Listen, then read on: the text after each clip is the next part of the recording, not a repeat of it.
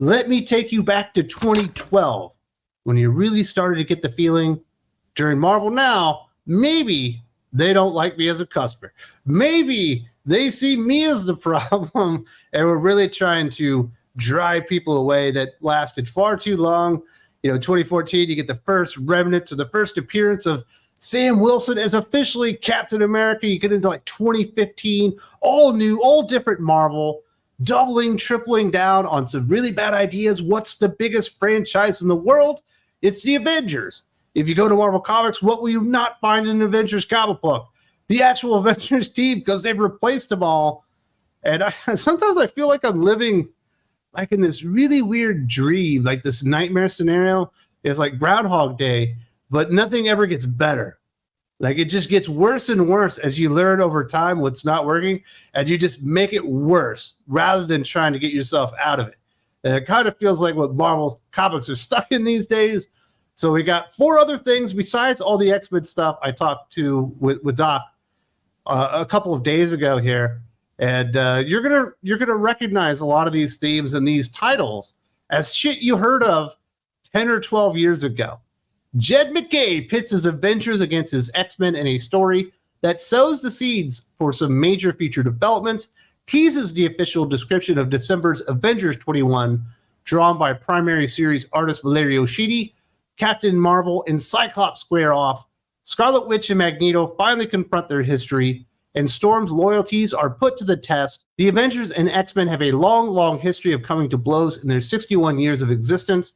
The two groups first met and fought in 1964's Uncanny X-Men number 9, before doing so again in 1987's X-Men vs. the Avengers, 1992's Avengers X-Men Blood Ties, 1996's Onslaught, 2005's House of M, and most recently 2012's AVX, Avengers vs. X-Men. And I'm not surprised we're already going back to this, because if you don't know this, if you haven't realized this about Jed MacKay at this point, when he works on more than one book, he doesn't like to do more than one storyline. So he always wants to have them overlapping and interconnecting with each other, so he doesn't have to work very hard. He can just make the story longer by playing it out in multiple series. This is very, very, very weird timing for this, on the other hand, because in X-Men, written by Jed MacKay, and Uncanny X-Men, written by Gail Simone, also coming out in December, are the first 2 chapters of Raid on Greymalkin, which has the X-Men team teaming up with the Uncanny X-Men team trying to free Professor X from prison.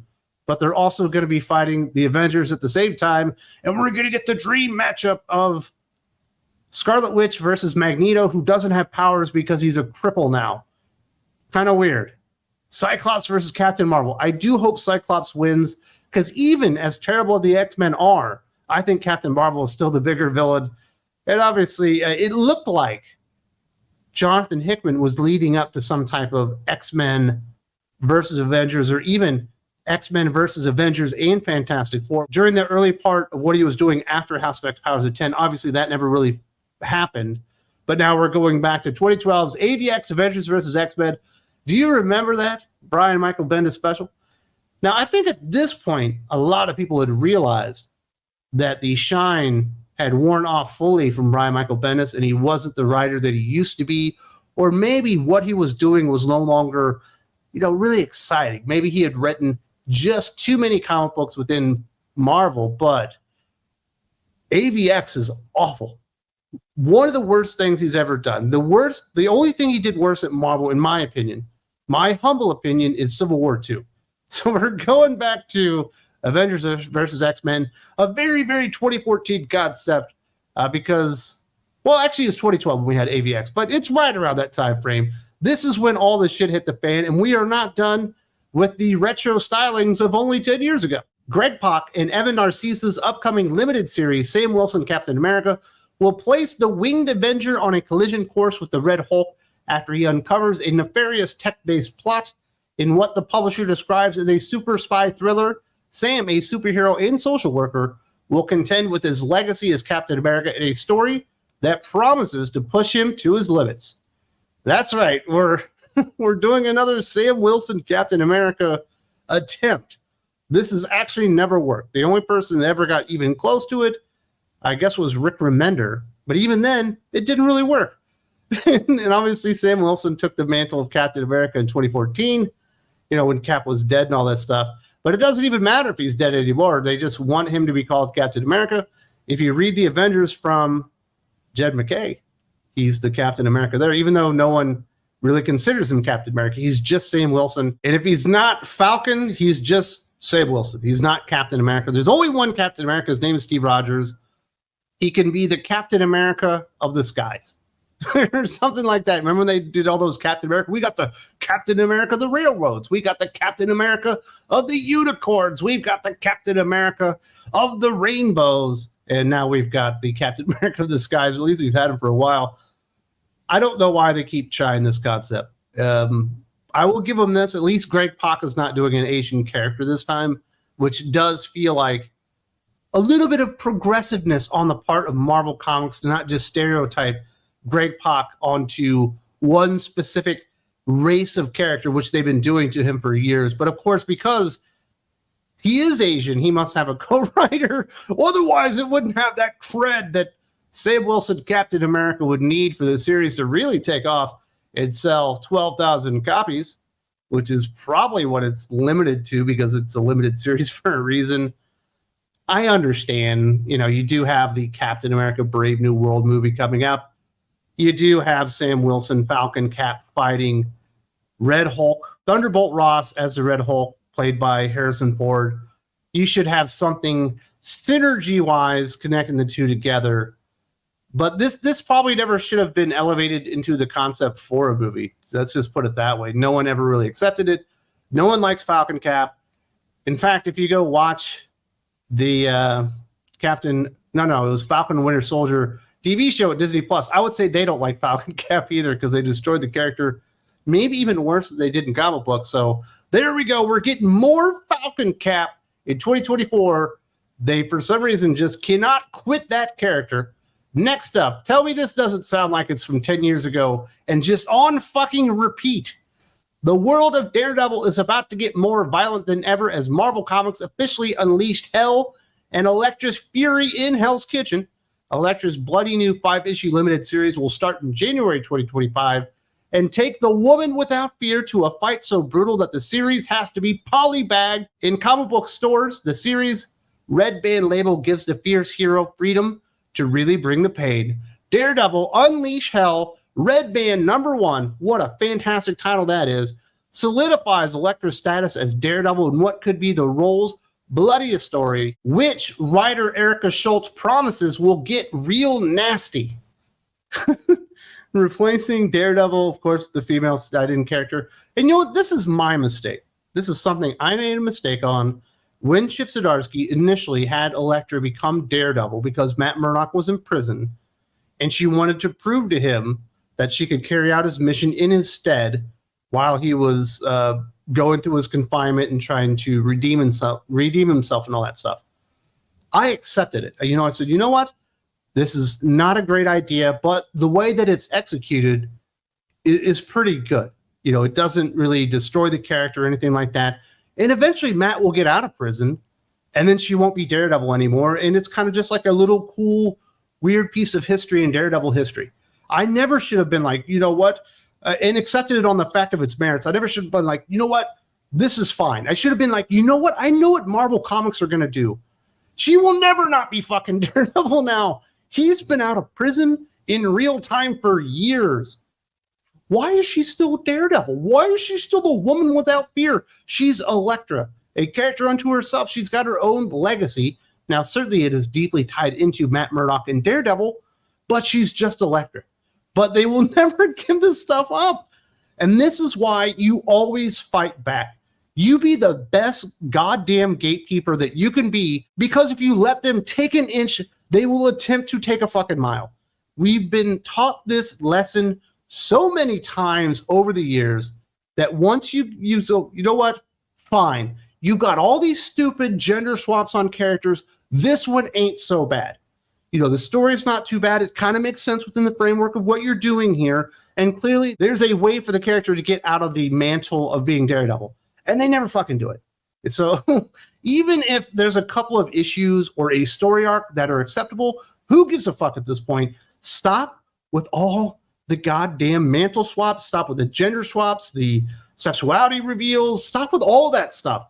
I don't want to see a fucking male version of Storm any more than I want to see a female version of Daredevil. It takes away from the uniqueness and the cool factor of Daredevil and Matt Murdock, and it also takes away from the legacy of Elektra all at the same time. And stop giving Erica Schultz work. What is going on here? She is not Joanne Stair bad or Vidi Alla bad or maybe even Steve Fox bad or Colin Kelly and Jackson Lanzig bad. She's like a cunt of hair better than them. Not very much. Like, she's right down there at the bottom. And for some reason, she's now the Elektra Daredevil woman without fear lady for reasons I could never understand. And if you're going to do a Daredevil red band poly bag because it's so violent and bloody you can't even imagine or fathom what's going on, why are you doing with Erica Schultz, who doesn't do action basically at all, doesn't do violence, and doesn't do gore essentially at all? And what are you doing with fucking Elektra? Unless it's going to be written by Frank Miller, the only writer who really knows what to do with the goddamn character anyway. And it's like, this is why you always push back. Never ever accept anything. If you can see how it's going to go wrong, you always tell them, no fucking bueno. I'm not accepting this crap, because it will literally never go away. They will never allow it not to be the fucking new status quo from now into eternity. Another new title that sounds like it's coming right out of 10 years ago. Marvel's launching a new Champions ongoing title focusing on the teen heroes introduced by the line of new Champions variant covers from 1 year ago. Written by Steve Fox, the new Champions ongoing title will focus on a core group pulled from the 22 characters, with more of them to come as the series rolls on.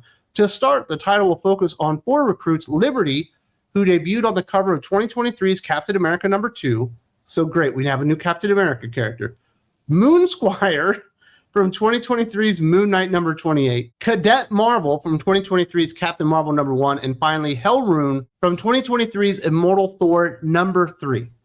They're not even trying to come up with cool names now. You know what I mean? We've got Moon Knight. What should the legacy character's name be? Moon Squire. It doesn't matter if it doesn't roll off the tongue. It doesn't matter if it doesn't sound cool. It's as close to Moon Knight as you can get. It's an understudy for a knight. It's a fucking squire. Cadet Marvel? We couldn't even call it Ensign Marvel or something? Lieutenant Marvel?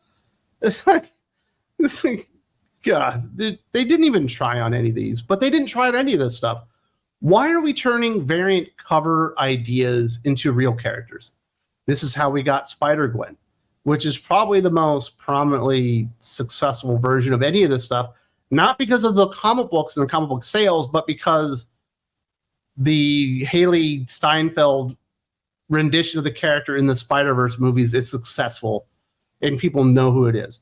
Nobody knows who fucking Gwenpool is. That's where we got Spider-Punk and all these stupid Spider-Verse characters. And now we're going to have an entire team of them ongoing. This is the most limited ongoing series of all time. It will not make it past 6 issues because, number one, it's called New Champions, and they've never made Champions work, even with some of their better writers out there. It's got a bunch of stupid names like Moon Squire and Cadet Marvel. And number 3, it's written by Steve Fox. 3 strikes, so you're fucking out.